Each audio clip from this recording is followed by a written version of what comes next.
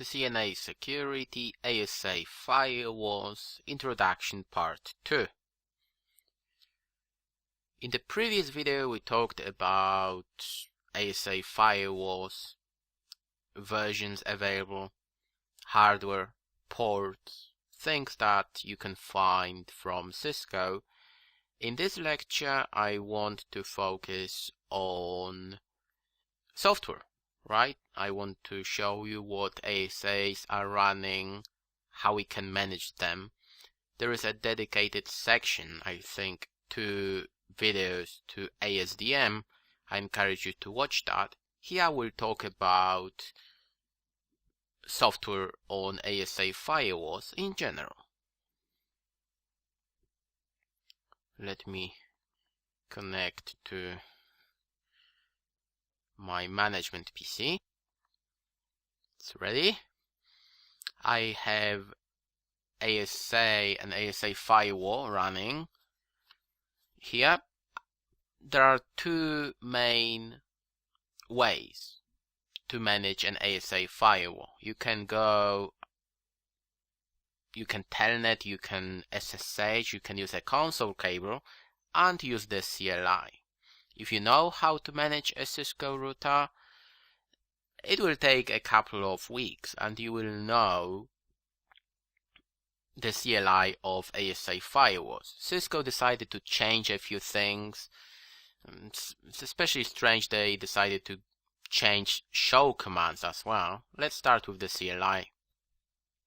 Do you remember how to show a routing table? On a router, it is show IP root, right? Well, not on ASA firewalls, it's show root. Do you remember show IP interface brief on a router? Now it's show interface IP brief, right? The same applies to access lists, telnets, static routes. You know, Cisco decided to change the way that we type a lot of commands. Fortunately, show run is the same. Enable password here, interfaces, IP addresses. It's very similar. It's set up as a pair. That's why you can see a standby IP address. Fortunately, if you want to assign an IP address under an interface, it's exactly the same. Yeah, it will take a couple of weeks and you should be okay with that. It's not difficult, and in most cases when you type show interface and then you can put a question mark. Really basic show commands like show run, copy, debug, they're the same. A lot of people manage their ASAs using this piece of software called ASDM. As I mentioned, there are 2 dedicated videos to ASDM. Here I want to show you what ASDM is all about, and especially I want to focus on things that make ASA work, like security levels, interfaces, firewall, NAT, policies, and so on. The idea behind security levels, let's go to configuration. When I double click on that guy, or even here, you can see that there is a security level. G0, it's security level of 0, and G1, it is 100. Cisco decided to implement a feature like that called a security level. It allows your ASA to decide if it's okay to send any traffic from one interface to another. Sometimes we say from a trusted to an untrusted interface area. A lot of vendors go for zones, for instance, and you put your interfaces into zones and then you decide what you can do with it. Some companies decide to apply a number that indicates how secure this interface is. The idea behind these numbers is that you can go from 0 to 100. Security level of 100 is the highest possible level. In most cases, it is used by the inside interface. Most people do it that way. That's what you can see here. The security level of 0 is the lowest possible level. In most cases, it is used by the outside interface. 1 to 99, it is for you. You can decide, maybe you have a DMZ interface, a wireless interface, I don't know, a sub interface for your printers, yeah? Because a sub interface, it means a VLAN, right? You can apply any number you want. Now, how ASA is going to decide what to do with it? Well, ASA is going to block traffic from interfaces with lower settings from passing through to interfaces with higher settings, right? When you look at this example, inside is 100 and outside is 0. It makes sense to allow traffic from inside to outside, right? But of course, outside should not have access to the inside interface. That's why 100 can access 0, but 0 cannot access 100. What if you go for the same security level? If you do that, then you have to tick that box here. Enable traffic between 2 or more interfaces which are configured with the same security level, if you want to allow traffic between these two interfaces. Let me go inside now. Even if you have never worked with ASAs before, you open ASDM for the first time, it will take you a few minutes to figure out how you can assign IP addresses, create access lists, NAT rules, basic configuration. I have a lot of dedicated videos to all these topics. Here it is an introduction to ASA firewalls. Please note we have our security level over here. We can change it. Then we go for an IP address and a subnet mask. It is possible to get an IP address from DHCP or use PPPoE. Actually, I use that for VDSL. In advanced options, that is for active and standby for failover. And of course, IPv6 if you need that.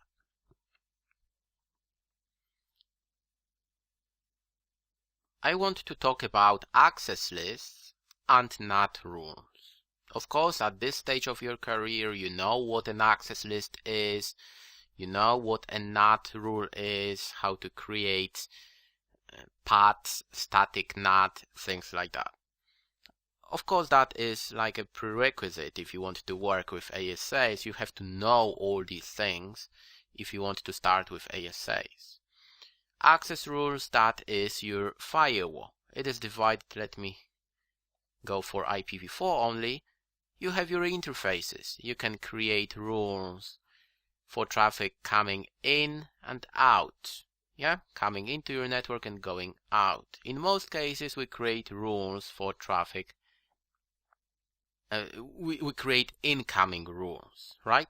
Sometimes you have to create an outgoing rule, but in most cases we go for an incoming rule. When we click on add, you will see a screen like that. You specify an interface, inside, outside. I've got 2 only, or any, that is an option as well. We specify our source and destination IP address service. It's very similar on a router, right? You say access list, permit, from, to. Yeah, it is an extended access list. ASA firewalls support standard access lists as well. Sometimes we use them. Okay, that's what you can do. Here you can decide is it in or out. It's in advanced options. When Cisco introduced the code 8.3, a lot of things changed at the time. Almost all firewalls that you can, or UTM devices that you can buy, they are designed to use objects. You should avoid using IP addresses, right? You should name a host, a server, a rule, and use a name. It makes sense. If you want to change an IP address, you can do that in one place. It will apply to 500 rules and applications. Cisco, with the code 8.3, they changed NAT. There is an object NAT rule, things like that. Of course, here we have our object as well. You can create a network object or a network object group. I'll show you network object. You can create a host, a range, network, or fully qualified domain name. Let's create a host. Let's call it test99, my favorite name.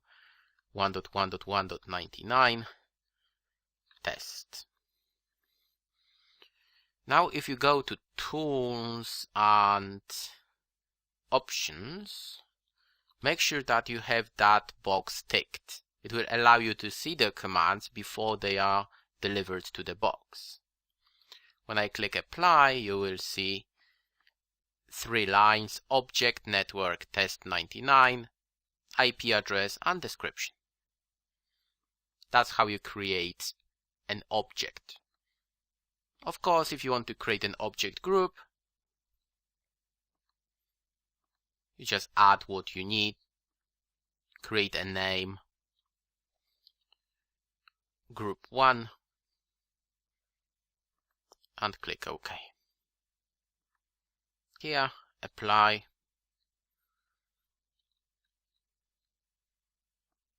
Object group, we decided to put 2 objects in that group. We can create services. Let's add a service object. Let's say you want to, there are some predefined objects. Let's say I want to use RDP. You can create that as 3389, 3389. You click OK, apply. That's how you do that from the CLI. RDP. Of course, you can create groups as well. TCP, UDP, IP. It applies to all of them. ICMP. Another thing that I have to mention is a service policy rule. This is a place where you can go and implement a lot of advanced features like QoS, and your ASA can be an application firewall. It means you can inspect not only layer 7 protocols like DNS or email protocols. You can make your ASA inspect protocols like HTTP and create special rules. ASAs where an ASA firewall can look at the header of an HTTP packet, and you can decide, I don't like this or that. You can create pretty advanced rules in here.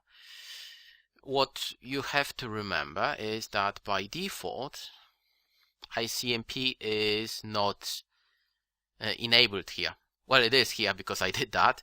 That was a bad example. It is because I did that, but when you get a new ASA, ICMP is not ticked. Make sure that you go and enable it. You will not see ICMP messages going through your firewall if you don't. And that's QoS. You can apply not a lot of advanced QoS options. ASA is not as sophisticated as a Cisco router. The same applies to NetFlow. But here with protocols, I show you HTTP. if we scroll down, where is HTTP? It's here. And I configure here, you can create an inspection map and be very specific what you want to do, including some URL filtering. That is way beyond CCNA security, of course. Even in CCNP security, there are some. Yeah, it is in CCNP security. Still a pretty advanced feature that indicates an ASA is a layer 7 firewall. Let me close all these guys. I encourage you to watch my ASDM videos. It will give you a very good idea how to play with an ASA firewall. And of course, all other videos that I prepared for you, I go through basic ASA configurations and some more advanced features like failover two-factor authentication. I think that's all I wanted to show you. I hope that it all makes sense. I hope it will help you start with an ASA firewall, and it will make it easier for you to understand more advanced lectures. Thank you very much.